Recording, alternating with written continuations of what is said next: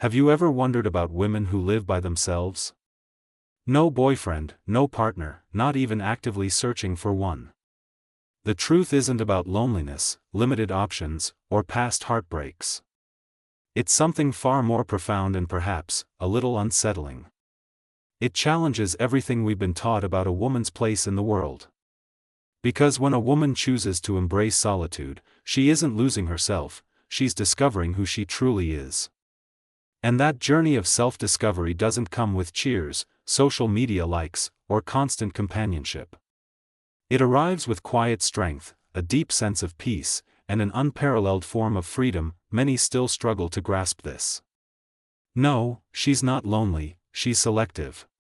She isn't cold, she's simply grown weary of pouring her energy into those who never truly appreciated her warmth.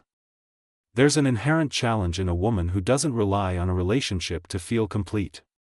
Her existence dismantles the illusion of needing a partner to be whole, shatters the myth of emotional dependency, and exposes a raw truth most men find difficult to navigate: they don't know what to do with a woman who doesn't need saving. And truthfully, many women are still learning to recognize themselves in that powerful, yet silent, mirror of self-sufficiency. Carl Jung famously stated that everything we deny in ourselves becomes part of our shadow. And these single women often embody a collective shadow. They represent what many aspire to be but lack the courage to embrace. They don't clamor for love, they whisper their choices. They don't seek external validation, they retreat to preserve their inner peace. Their focus isn't on enchanting princes but on cultivating their own serenity. And this makes people uncomfortable. While society often pressures us to find a partner, these women have unlocked the incredible power of being truly comfortable with themselves. The woman who chooses to live alone isn't aimless, she's operating on a different wavelength entirely. On this level, nothing is begged for, everything is chosen.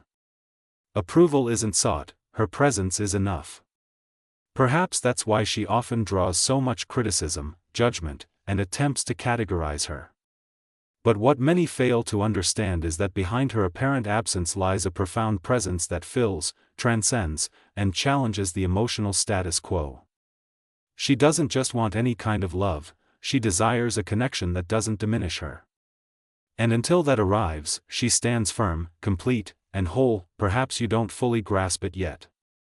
Maybe you view it as exaggeration, pride, or a cleverly disguised emotional wound. But deep down, there's a quiet question that pulses within you, even when you try to ignore it. What if this silent path is actually the only one that leads to the most significant kind of love, the love that begins with you? The silence surrounding a woman who lives alone isn't emptiness, it's a sanctuary. Those who don't appreciate the value of this inner space often label her cold, distant, or even arrogant. But what few realize is that she didn't construct this fortress to shut the world out. She built it to prevent herself from getting lost. Jung also noted that everything we don't face in ourselves we end up projecting onto others.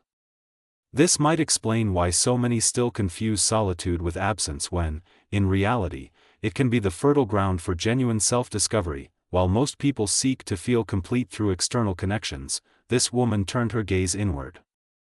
And there, within the vastness of her own unconscious, she confronted the ghosts she had avoided for years: childhood wounds, unspoken abandonment, and attachments disguised as love. Her decision to be alone wasn't born from an open wound but from a scar that had finally healed. She didn't stop believing in love, she simply stopped accepting what others called love when it only made her feel smaller. This woman understands chaos. She's loved to the point of losing herself. She's given excessively. She's begged for scraps that should never have been offered in the first place. But at some point, she woke up. And that awakening wasn't sudden, it was a culmination of disappointments that stopped hurting and started teaching. What you observe now isn't coldness, it's emotional maturity. And maturity can be intimidating because it demands presence, depth, and truth. She doesn't want just any company, she seeks reciprocity. She's no longer swayed by promises but by genuine presence. Perhaps that's why she often seems unreachable to many. She doesn't want to be saved, she wants to be seen. And that requires far more than charm or flattering words. It demands the courage to delve into depths where few dare to venture. That's where many give up, not because she's difficult, but because she's whole. And when a woman becomes whole, she evokes two powerful reactions in the world: admiration and fear.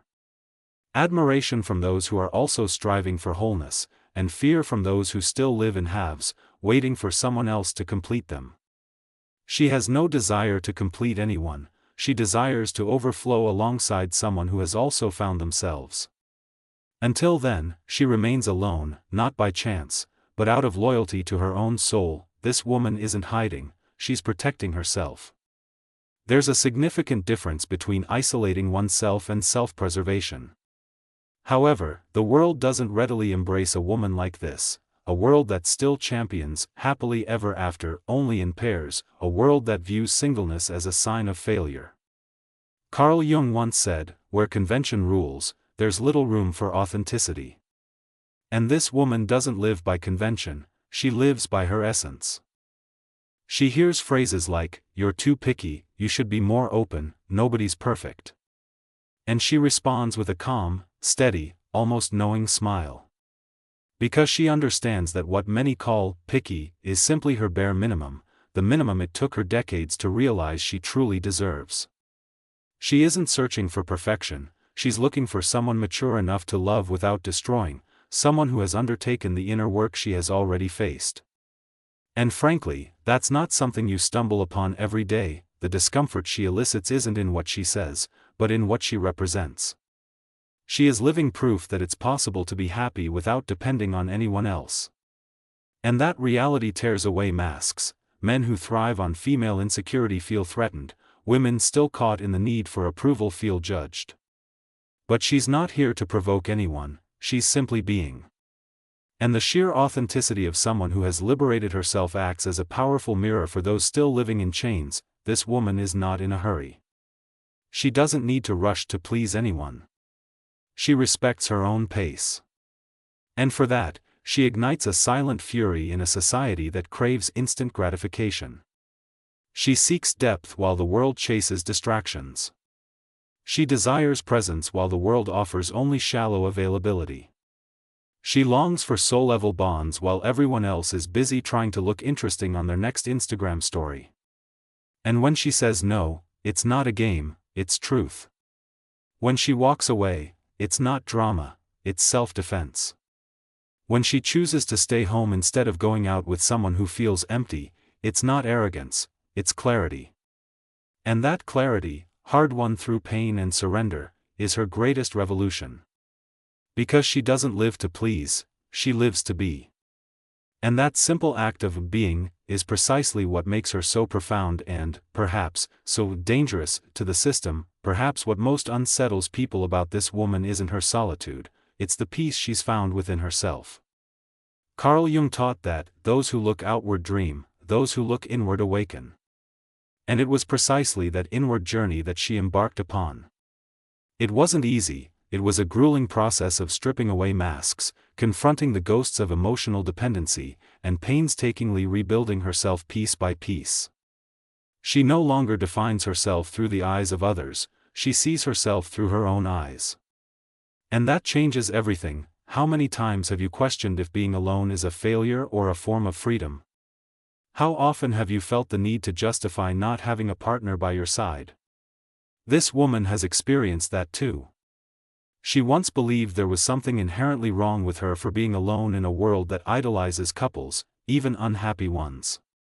But then, one day, she understood, it's better to be alone than to be invisible in a relationship. And that day, she made a pact with herself: never again would she accept less than she truly deserves. Her path is not a straight line. There are days of doubt, moments of nostalgia, and nights of profound silence. But there is also a strength that blossoms with each decision made with awareness. She learned that true love doesn't cage, doesn't consume, doesn't manipulate. The love she desires is the kind that liberates, that adds, that supports without suffocating. And until that love arrives, she chooses to continue growing on her own, not out of pride, but out of integrity. This woman is the living embodiment of Jung's concept of individuation. She shattered, faced her shadow, journeyed into her unconscious, and returned more whole than ever. And now that she truly recognizes herself, she refuses to be half of anything again. She doesn't want someone to complete her, she wants someone to share that awareness with. This can be intimidating because it demands emotional responsibility, and sadly, few are willing to love responsibly. Most still love from a place of lack, possession, or fear, and if she walks alone today, it's because every step echoes with learning. Every "no" she utters is an act of self-respect. Every boundary she sets is a reminder that love should never be begged for. She no longer needs to prove anything to anyone. And that certainty, born from the deepest part of her soul, transforms everything around her. Because a woman who has rediscovered herself becomes impactful, not because of her aggression, but because of her clarity. The woman who lives alone now is not the same woman who once yearned to be loved. Something inside her broke, and it was precisely that breaking that set her free. Because sometimes, only in collapse does the soul find its new form. Carl Jung used to say that, the tree that grows to heaven must also have roots that reach down to hell. And that's exactly what she experienced. She descended into the hell of her own story, faced ancestral fears, inherited pain, and traumas that were not just hers, but those of all the women who came before her. She broke cycles. She said no to relationships that repeated the same toxic patterns. She learned that it wasn't her role to heal anyone, save anyone, or accept crumbs out of fear of being alone. And when she stopped accepting less, the world tried to convince her she was wrong. But she stood her ground, first with uncertainty, then with awareness, and finally with invulnerability. Because someone who has lived in their own abyss no longer fears absence. She learns to nourish herself with silence, to warm herself with her own presence. She's not unreachable, she simply no longer allows herself to be invaded. There's a world of difference between opening your heart and allowing yourself to be torn apart. She opens, yes, but only for those who come with truth, not with rehearsed speeches or empty promises. She's seen enough to distinguish between presence and performance. Her intuition has become sharp, her energy acts as a filter. She can sense from afar what lacks depth, and she doesn't hesitate to walk away. Her transformation isn't superficial, it's archetypal. It's as if she's tapped into an ancient wisdom, an old memory that women weren't born to serve but to express, not to be shaped but to overflow. And in accessing that memory, something awakened within her, a wild woman, intuitive, emotionally sovereign. A woman who, though alone, is far from lost. She's in communion with something greater, with her own destiny. And no matter how much they try to diminish her with labels, cold, difficult, distant, nothing sticks. Because she no longer lives to fit in, she lives to expand. She no longer fights for attention, she radiates presence. She's no longer waiting to be chosen, she does the choosing. And that reversal of logic confuses those who still try to control the feminine. But she's no longer there, she's already crossed the threshold. And on the other side, she discovered that the real relationship begins only after you've loved yourself enough to not need anyone. There's something sacred about the way she moves through the world. She doesn't require applause or public validation. Her confidence is quiet, and it's in that silence that her true strength resides. Carl Jung said that everything we face within eventually becomes our destiny. And perhaps that's why this woman, by choosing herself again and again, has become the author of a destiny that few can truly comprehend, but many secretly envy. She no longer tries to fill voids with promises or convince anyone that she deserves love. She doesn't beg for space in anyone's life because she's learned that presence should never be begged for, it should be invited. And when the invitation doesn't come from truth, she simply declines. She doesn't react with anger or bitterness, she steps away with the dignity of someone who's gotten lost too many times to let the same wound happen again. What few understand is that this woman still longs for love. She still wants to be held, touched, chosen. But she wants it without losing herself. Because she's spent too long trying to squeeze into molds too small for the soul she carries. Now, she only offers herself where there's room to be whole. And that requires a level of maturity that transcends romance. It requires awareness. It requires having faced one's own shadow and still choosing to love. She's not looking for fairy tales, she's looking for a soul alliance, a connection where there's no domination or submission, where both can grow beside each other without dimming their colors, silencing their pain, or shrinking their dreams. And if that seems too much for some, then so be it. Because she'd rather wait than survive on emotional crumbs.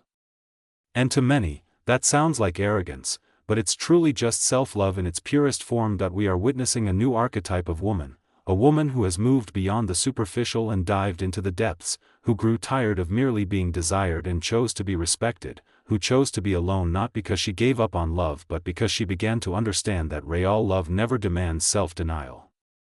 And when a woman grasps that, her entire world begins to shift. She doesn't need to raise her voice to be heard, her presence speaks before any words. Wherever she goes, the energy shifts, subtly but unmistakably, as if something in the room realigns.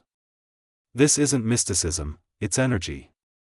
It's the weight of someone who has already faced the most brutal inner wars and chose to return in peace, not because she conquered all her fears, but because she learned to live with them without being defeated. Carl Jung would say she found wholeness not by eliminating opposites but by integrating them. This woman doesn't reject love, she's simply learned not to submit to unbalanced relationships where one must dim so the other can shine. She longs to love, but in a love where her essence doesn't need to be edited, a love where she can be both shadow and light, laughter and tears, silence and storm. Because she realized that those who only love the pretty parts haven't yet learned what love truly is. And those who demand constant sweetness still don't understand the beauty of bitterness, so necessary for growth. She's too whole to settle for halves, too free to accept prisons disguised as care, too sensitive to endure shallow bonds, and at the same time, strong enough to keep choosing this path even when it hurts, even when it's lonely, even when it's misunderstood. That is the journey of an awakened soul, giving up instant validation in exchange for deeper truth. Deep down, the world fears women like her, women who don't need, women who don't bow, women who refuse to be molded. Because they challenge invisible structures, question old patterns, and break silent emotional contracts that once dictated a woman only has worth if she is with someone. And when she breaks those contracts, when she rewrites her own narrative, she inspires others. And that, for the system, is dangerously revolutionary. So she continues, sometimes with tears in her eyes, sometimes with her chest held high, but always with her feet firmly on the ground. Because now she knows she's not alone, she's with herself. And after everything she's lived through, that is more than enough. The love that comes after that won't be salvation, it will be celebration. It won't come to fill her, it will come to overflow. When a woman chooses to walk alone, the world rushes to convince her she's making a mistake. But deep down, she feels something aligning within her. It's not pride or rebellion, it's a rare kind of wisdom that can only be born in silence, the same wisdom Jung called individuation, the process of becoming fully who you are, without masks, without compromise. And when that happens, nothing outside her has more power than the truth that pulses inside her chest. That truth doesn't need to shout, it reveals itself in the way she quietly closes a door without resentment, in how she withdraws when the environment no longer nourishes her, in the way she smiles in peace even with no one by her side. Because she discovered that being alone is not a punishment, it's a vow of loyalty to her own soul. And the soul of an awakened woman does not submit, does not dim, does not beg. It simply is. And that is enough. The world will keep trying to tell her she's missing something. It will keep offering distractions, superficial connections, and love made for display. But she's already seen behind the curtain. She's already understood, it's not about finding someone, it's about never losing yourself again. And when that realization blooms, everything changes. Desire becomes discernment. Lack becomes choice. Waiting becomes a path. And what once hurt now teaches. What once bound now sets free. You can feel it deep inside, that stirring, that spark. Perhaps it's a memory, an old wound, a nostalgia that never quite made sense. Maybe it's the image of a woman you once knew, or the woman you've become.